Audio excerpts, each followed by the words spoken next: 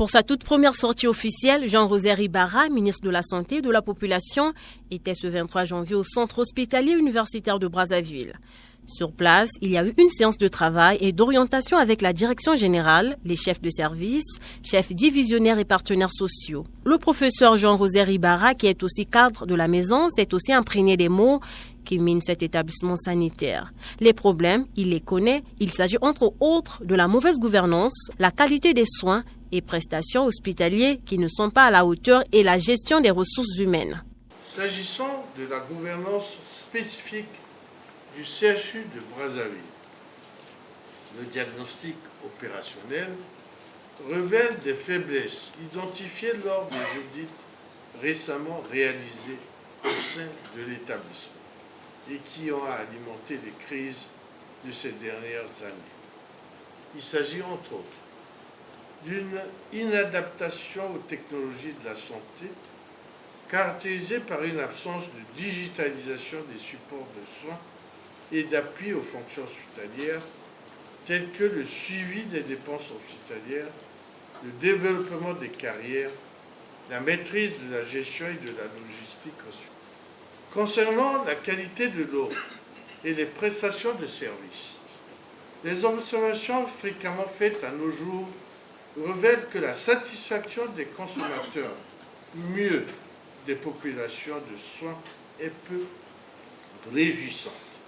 Quant à la rationalisation de la gestion des ressources, les résultats mettent en doute les compétences des gestionnaires des formations hospitalières et plus spécifiquement au CHU de Brazzaville. Diagnostic établi, le nouveau ministre de la Santé et de la Population fixe le cap des mesures concrètes à mettre en œuvre afin que cet établissement sanitaire soit en mesure de répondre aux besoins des populations. Il a par ailleurs abordé la nécessité de réformer les textes régissant le fonctionnement du CHUB en les adaptant aux défis actuels. Plus spécifiquement au CHU de Brazzaville, il s'agit d'adapter les méthodes rigoureuses dans les domaines de la gestion économique et financière, de la gestion des carrières du personnel hospitalier, de la gestion des infrastructures et des équipements et dans les indicateurs de performance de la qualité des soins et services au CHU de Brazzaville. Renforcer l'intégration du CHU de Brazzaville dans le processus de démarche qualité des soins et services, augmenter la satisfaction des consommateurs de soins, intensifier les exigences éthiques et de déontologie, faire appel à la solidarité et à la responsabilité collective. La problématique de ce centre se pose en termes de qualité, d'efficacité, de pertinence, d'efficience, d'attractivité et compétitivité, de croissance et de développement. Il ne jouit d'ailleurs d'une réputation mitigée auprès des usagers. Les cadres et agents du CHUB sont donc attendus aux résultats.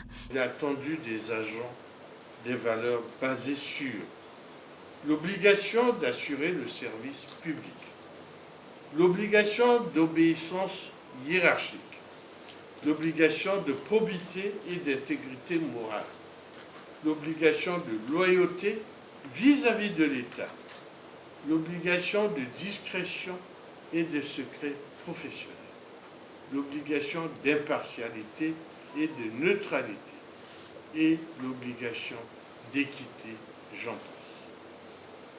C'est ainsi que nous pouvons faire vivre le CHUB dans un climat de sérénité pour redorer le blason de notre maison mère. Nouvelles orientations auxquelles le directeur général du CHUB entend mettre en œuvre. Les hommes sont là, les troupes sont rangées et les troupes n'attendent que vos instructions. Et nous prendrons l'engagement de les respecter à la lettre, vos instructions. Mais parce que vous connaissez la maison. Il y a eu des moments où nous avons vécu des incompréhensions, où nous sommes dit, on a perçu chez le personnel la démotivation et du découragement, malgré le contexte difficile. Mais il y a des raisons d'espérer aujourd'hui. Nous vous obéirons à la lettre. Faites-nous confiance dans le choix des hommes que nous vous proposerons pour qu'on puisse réaliser vos instructions et vos projets. Cette première visite du ministre de la Santé et de la Population témoigne l'engagement du gouvernement de remédier aux défis du centre hospitalier universitaire de Brazzaville pour qu'il retrouve ses lettres de noblesse.